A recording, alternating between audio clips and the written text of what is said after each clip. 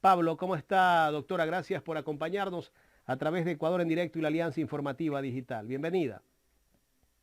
Muy buenos días, Jaime. Qué gusto acompañarles. Muchas gracias por la invitación. Gracias a usted. Doctora, usted como especialista en el tema de bancos, le pregunto lo que está pasando en el país en este momento. ¿A qué se debe?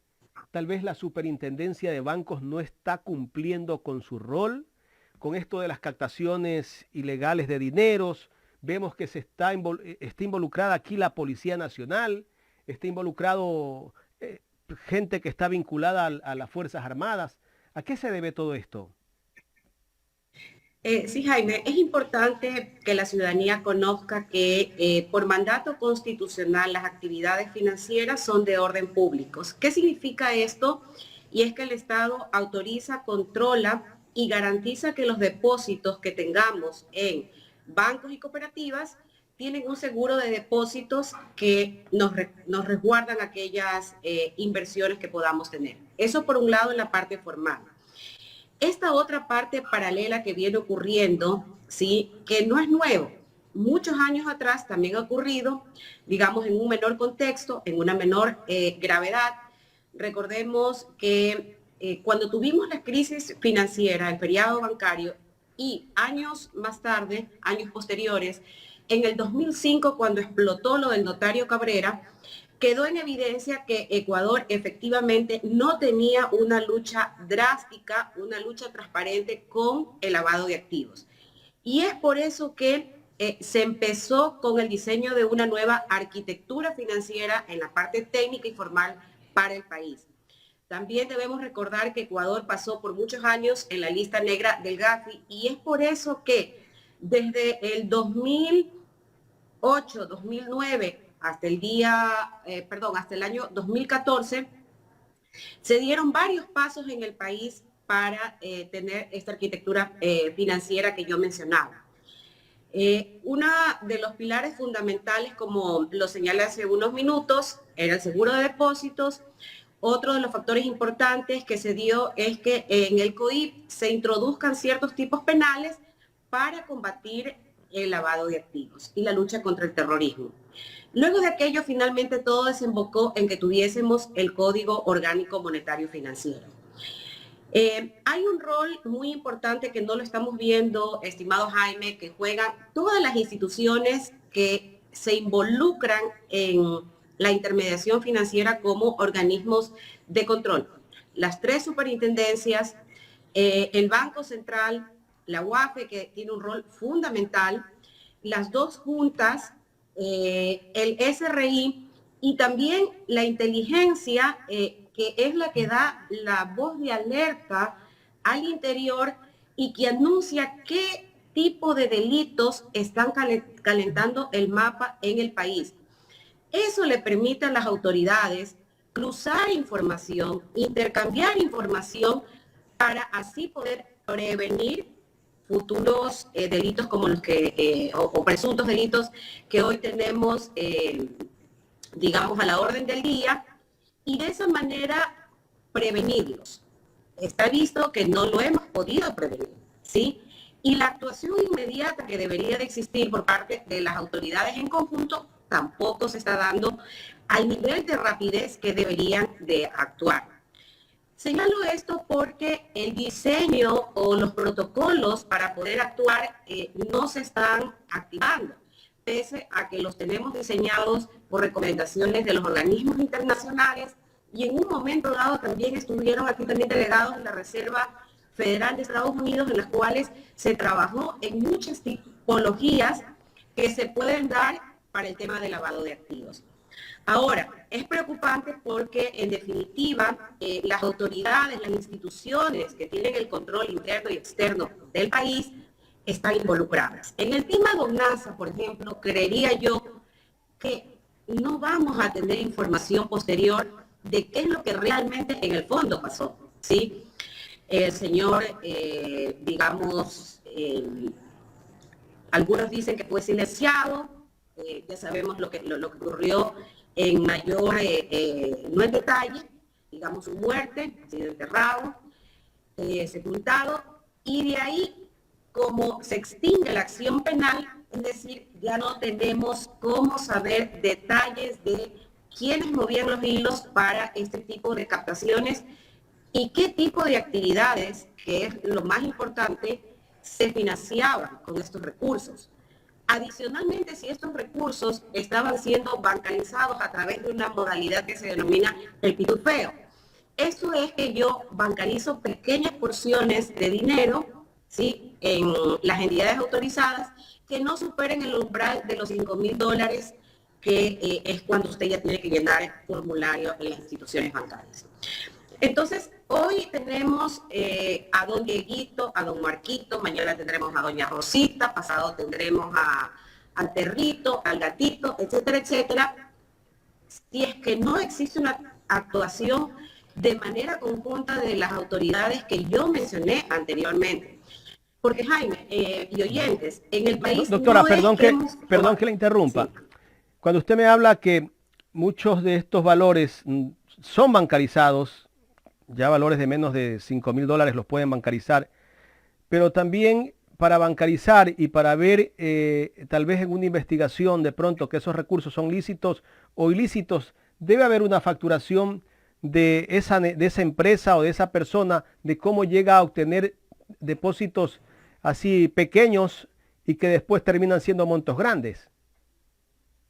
Correcto, por eso le mencionaba la actuación en conjunta de SRI, UAPE, Banco Central, las juntas, todas las superintendencias, porque en el momento que se podrían bancarizar estos valores mínimos, los bancos, el sistema financiero formal, tiene implementado desde hace muchísimos años la política que se denomina conozca a su cliente.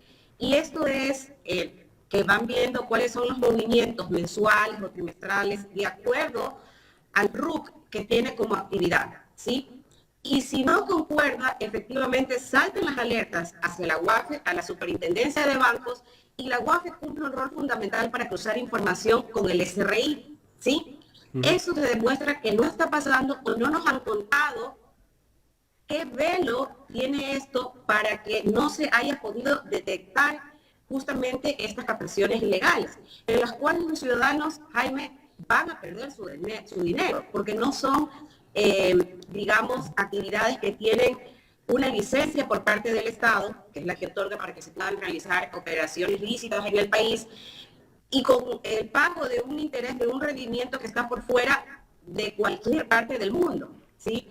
Entonces, como no ha existido una adecuada comunicación y no ha existido intercambio de información entre las autoridades, da pie para que puedan pasar este tipo de situaciones. Y como yo le decía, si no existe en conjunto una actuación transparente y que se informe a la ciudadanía lo que está pasando, con toda seguridad vamos a tener nuevos relatos de otros grupos que están actuando de esta manera. Escuchaba en la mañana al ministro Carrillo y él mencionaba que efectivamente están identificados, porque el video es real, de don Dieguito y don Marquito, que tienen dos policías, y que se está realizando o se ha iniciado una depuración en la Policía Nacional. Y está muy bien, ¿sí? Pero ¿qué va a pasar si solamente esto se nos dice como un inicio, ¿sí? Y si no hay una línea de tiempo para determinar cuál ha sido la casuística, ¿sí? De dónde vinieron los recursos y hacia dónde se están yendo los recursos, porque en el video tenemos varios factores. Son billetes de 100, Jaime. Los billetes de 100 solo los otorgan las cooperativas y los bancos, o excepto que usted entre en maletas por las fronteras dinero o los traiga de otra parte en un avión. No existe otra forma de tener billetes de 100. Si usted cuando va a un comercio, una gasolinera, un supermercado, claramente se señala, no se aceptan de billetes de 100. Exacto. Entonces, ¿qué es lo que está pasando? Que de manera muy deportiva se hace una competencia desleal, paralela a la banca. Y a las autoridades en conjunto no les ha estado interesando o ha existido un leve control para llegar a determinar, identificar, monitorear y de manera inmediata concluir o terminar con ese tipo de actividades. Y con el riesgo latente, Jaime, de que podamos regresar a la lista negra del Gafi, ¿sí? Cuando Ecuador ha hecho esfuerzos muy grandes, ¿sí? No solo en inversión para tener esta nueva arquitectura financiera por parte del Estado.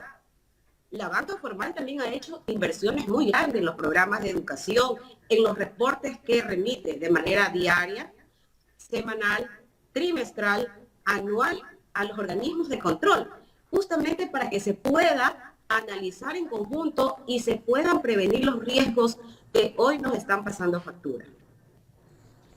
Pero lo que más nos llama la atención es que justamente en esta denuncia estén vinculadas gente de la policía y por ahí se dicen que los mismos miembros de la policía son los posibles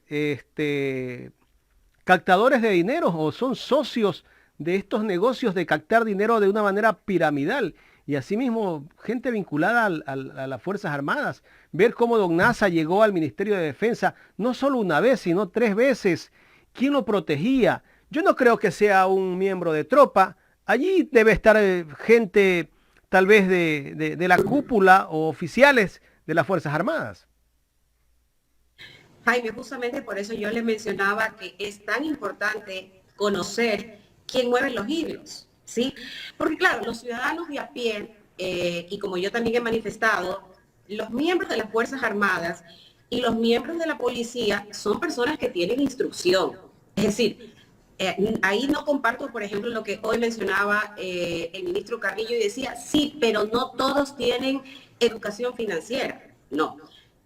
Fuerzas Armadas, policía, saben perfectamente que en el desempeño de sus actividades puede pasar justamente ser tentados para estos temas piramidales o para cubrir otro tipo de delitos.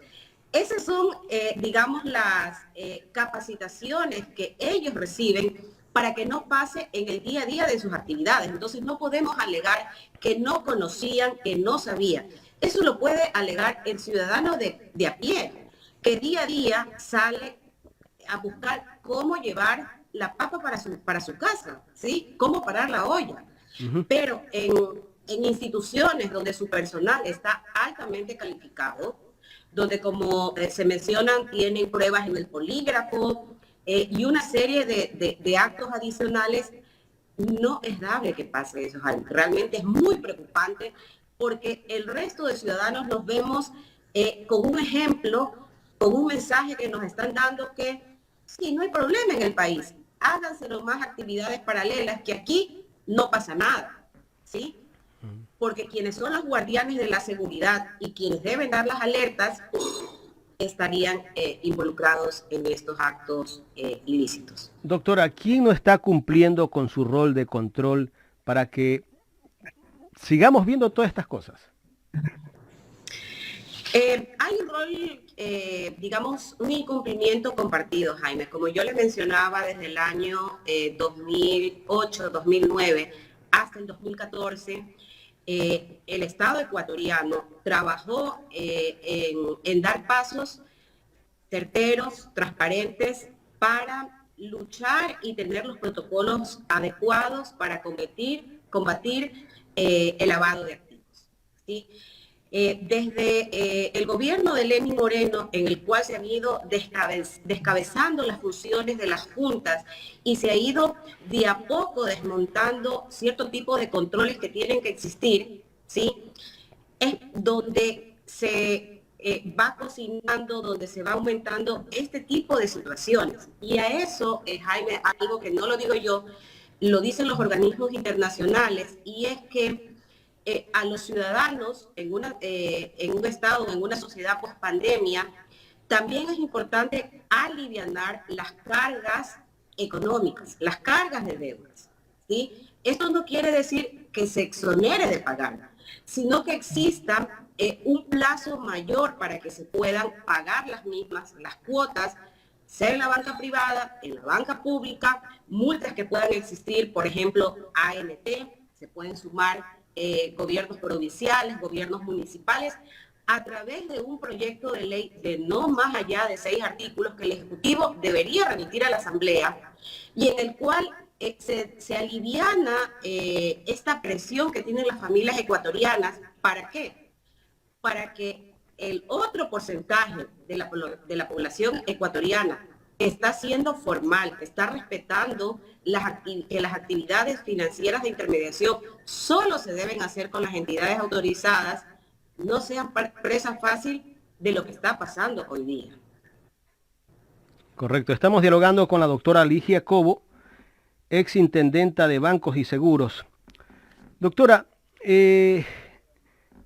pasando un poco a otro tema, en el tema de la banca, que durante la pandemia dio 2 meses, si no me equivoco, de gracia a todos los que teníamos un crédito.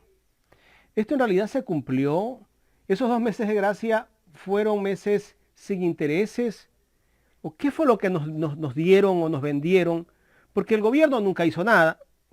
Fue una cuestión voluntaria de la banca y que al final, pues, algunos respetaron, creo yo, desde mi punto de vista, y otros no. Se cumplió a medias, Jaime, porque en su momento cuando la Junta, encabezada o a la cabeza de Richard Martínez, determinó que se podía dar un plazo de hasta 60 días, en la mayoría de bancos lo que hizo es no dar el plazo, hizo reestructuración y en la reestructuración se tienen que calcular intereses. Entonces, usted al reestructurar su deuda se le duplicaba o triplicaba. ¿Qué es lo que hizo la mayoría de ecuatorianos? Ir pagando el mínimo, el mínimo, el mínimo. Pero no existió, digamos, una solución integral. Luego se dijo que se iba a hacer una reactivación a través de una línea de crédito en la cual los requisitos y los plazos para poder acceder a ella eran interminables, ¿sí? Entonces, es como que establecemos o damos soluciones parche para que al final del día los usuarios o los ciudadanos nos cansemos. Y como no podemos acceder de una manera post pandemia más, digamos, más accesible a créditos, van denotando en lo que está pasando hoy en día, ¿sí? Ban Ecuador, hoy en el gobierno del presidente Lazo, a sacar la línea de crédito, este producto al 1% y a 30 años plazo, es muy bueno, sí, es positivo.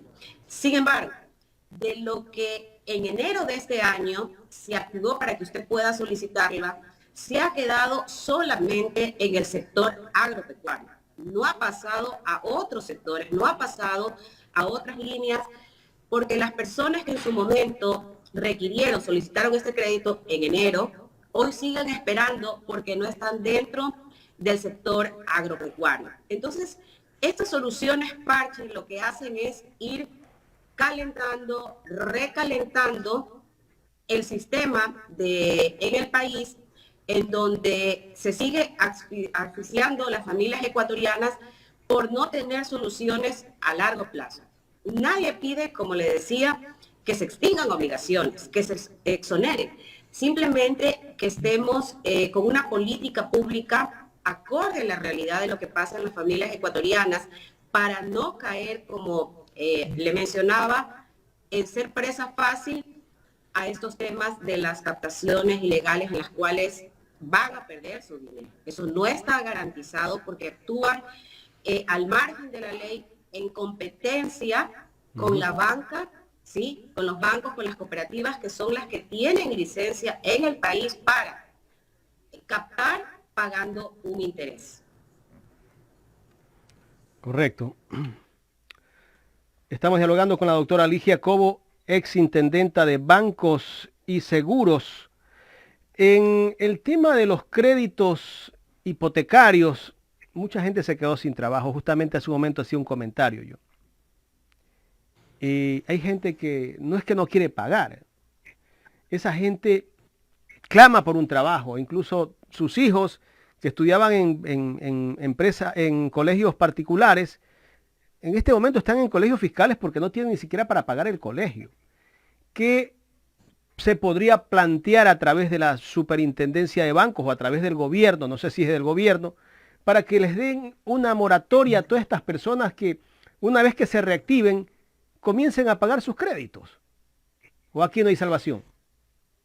Hay salvación, Jaime, como yo lo vengo comentando ya desde la semana pasada, el Ejecutivo debe remitir un proyecto de ley, no más allá, porque solo se lo puede hacer por ley. Sí, aquí no podría ni la Junta ni la Superintendencia dar un alivio a las familias ecuatorianas, sino tiene que haber un proyecto de ley desde el Ejecutivo en el cual se amplían nuevamente los plazos para que se puedan pagar estos créditos, ¿sí? No son exoneraciones, no es que las familias ecuatorianas no quieren pagar, pero la realidad del país, la realidad económica está frente a nosotros. Todo lo que está sucediendo en cuanto a delincuencia es producto de aquello. Entonces, este proyecto de ley debe ir encaminado a ampliar los plazos de 2 a 4 o 5 años, como lo mencionaba, para las deudas con el sector financiero privado, el sector financiero público.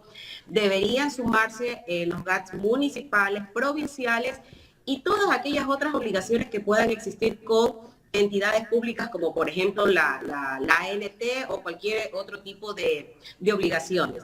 Esto baja la presión que existe y le puede quedar en algo un cierto porcentaje de disponibilidad a las familias ecuatorianas que las pueden destinar justamente para esos temas, educación, salud, y se puede reactivar de alguna manera también el consumo en el país, que si bien es cierto, no ha llegado a los niveles que deberían darse post pandemia, pese que hay declaraciones de varios ministros en que dicen que sí, que la recuperación está siendo todo un éxito y tienen proyecciones, sin embargo la realidad que vivimos es otra.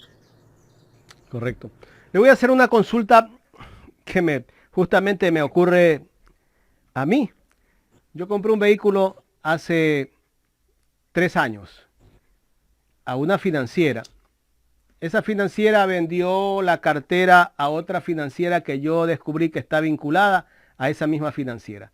Y esa financiera justamente tiene problemas, está en liquidación y resulta que esa financiera le ha vendido la cartera al Banco Amazonas. Pero esa financiera no ha pagado 6 meses. Y esos 6 meses me los endilga el Banco Amazonas que yo los debo. ¿Ya? Y resulta que ahora yo estoy en central de riesgo desde hace 2 años. Yo no sabía por qué no podía usar mis tarjetas de crédito hasta que tuve que averiguar y resulta que me dicen que yo he quedado, estoy con una deuda pendiente en el Banco Amazonas, que estoy pagando mensualmente todas mis cuotas de ese vehículo. Pero estoy prácticamente en un buró de crédito con una calificación baja. ¿Estas ventas de carteras son legales? ¿Los bancos o las financieras tienen que comunicarle al cliente o lo pueden hacer así de una manera normal? Están permitidas por ley la venta de carteras, sin embargo, se debe notificar al cliente lo que ha pasado para que sepa al final del día a quién requerir, por ejemplo, justamente certificados de no adeudar, ¿sí? Eso por transparencia debe ser comunicado al cliente. Y en este caso, cuando existen este tipo de anomalías, uno puede acudir a la superintendencia, al defensor del cliente. Estoy en esa etapa. Estoy en esa etapa. Correcto. Es decir, si usted tiene sus documentos en los cuales pagaba, por decir, ventanilla o hacía transferencias, se debe de reconocer por parte de la entidad con la que nació el crédito, así como la otra entidad a la cual es beneficiaria de la venta de cartera. Es decir, todas las instituciones allí controladas son responsables de actuar con la total responsabilidad y transparencia para que el usuario no sea perjudicado. Y si se demuestra, y peor estar en... Perdón que le interrumpa, y si se demuestra que uno canceló todas sus letras, ¿quién tiene que perder ahí? ¿El banco o el cliente? Porque si yo le pagué a la financiera, ¿quién pierde ahí? La entidad, ¿sí? La que no manejó transparentemente en transferir las cuentas claras. Pero si está en liquidación. Usted había pagado. No importa, está en liquidación, tiene un representante legal que es el liquidador, que es un delegado de la superintendenta de bancos, lo que es más grave aún, porque tiene que haber una total depuración de las cuentas para aquello. Cuando entra en liquidación hay balance de inicio, y un balance posterior que deben entregar las instituciones y el liquidador tiene que revisarlos para que no pase justamente lo que usted menciona. Y de forma inmediata tiene que corregirse la distorsión en la central de riesgos, en el buró de crédito. Y lógicamente, y los intereses que han cobrado de esa deuda tienen que devolverlos, porque me han cobrado intereses. Por supuesto, por supuesto. La normativa determina que si hay valores que han sido erróneamente cargados al cliente, tienen que devolverse. Eso ya antes era una normativa secundaria y me parece que el año pasado, noviembre, diciembre, la Asamblea aprobó y reformó y ya lo elevó a ley este tema de cobros indebidos por parte de la banca. Pero el historial de que yo fui un mal cliente queda en el buró de crédito. A ver, el historial, digamos, Jaime, tiene varios componentes, ¿sí?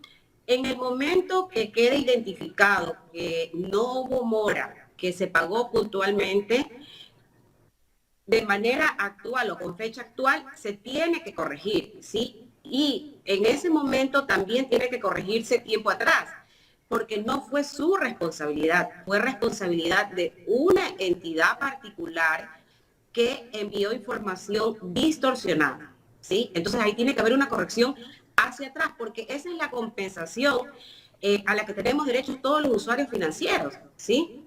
Entonces en eso sí, la normativa es muy clara de cómo debe actuarse y cómo debe de corregirse y cómo las autoridades de control deben también colaborar y coadyuvar para que eso de manera inmediata tenga una corrección en los sistemas que son controlados por la propia superintendencia. Doctora, tengo otra consulta que se me vino a la mente en este momento.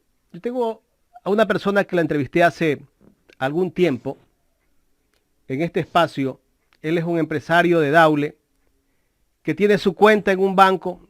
Voy a dar el nombre porque ya él lo ha hecho público a través de sus redes, Banco del Pichincha. Y resulta que a través de fraude bancario, creo que se llama, cuando usted se le lleva la plata de su cuenta, le han logrado sacar $60,000. El banco no asume la responsabilidad y dice que no es culpa de él, porque lo han hecho a través de que no es culpa del banco, que es como responsabilidad del cliente. ¿Hasta qué punto esto puede ser real lo que está diciendo el banco? ¿Y quién debe asumir esa responsabilidad?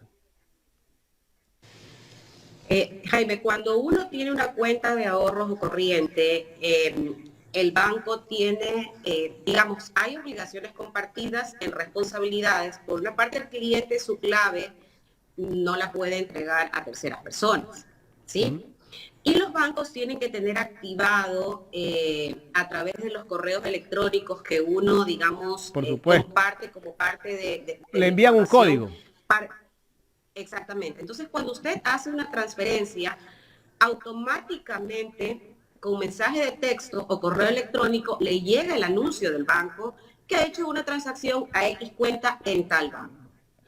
Si esto no llegó, en este caso, al titular de la cuenta, el banco tiene responsabilidad, porque el banco rápidamente puede determinar de qué IP fue realizada la transacción, ¿sí? Y si no se activaron los mecanismos internos de control, ¿sí? El banco tiene responsabilidad. Hoy en día la normativa para estos casos particulares de phishing o riesgos tecnológicos es muy clara. Y los bancos tienen que tener un control no solo en cuanto al monitoreo de hackers, sino que también al interior de sus instituciones de tener personal debidamente calificado. Me parece que hace un año ocurrió un caso similar también con un amigo y se detectó claramente que se cobraban cheques en una agencia que tenía el banco en la Bahía, ¿sí? Y que automáticamente eran depositados en una cuenta dentro del mismo banco que se había abierto un día antes. Entonces, claramente se evidencia que no existe un control interno al interior de la institución.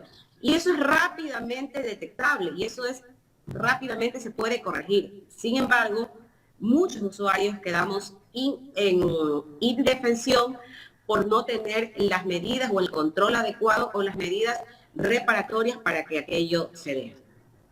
Doctora, quiero agradecerle por habernos dado esta entrevista y también sacado de muchas dudas que teníamos. En mi tema personal y el tema de este caballero que se llama Henry Ronquillo, debe estarnos viendo tal vez en Daule.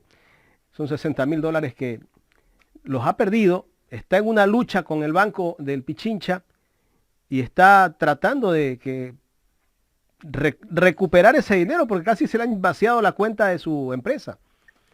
Muchísimas gracias. Por supuesto, y le pasa a muchos usuarios y estamos a las órdenes, Jaime. Muchas gracias. Buen día. Gracias a la doctora Ligia Cobo, ex intendenta de bancos y seguros. Aquí en el programa Los Especialistas hemos hablado sobre la captación ilegal de dinero y todos los problemas que a veces nos genera la banca. Ojalá que mejore este país en el tema de la financiero, que nos están cobrando intereses sobre los intereses.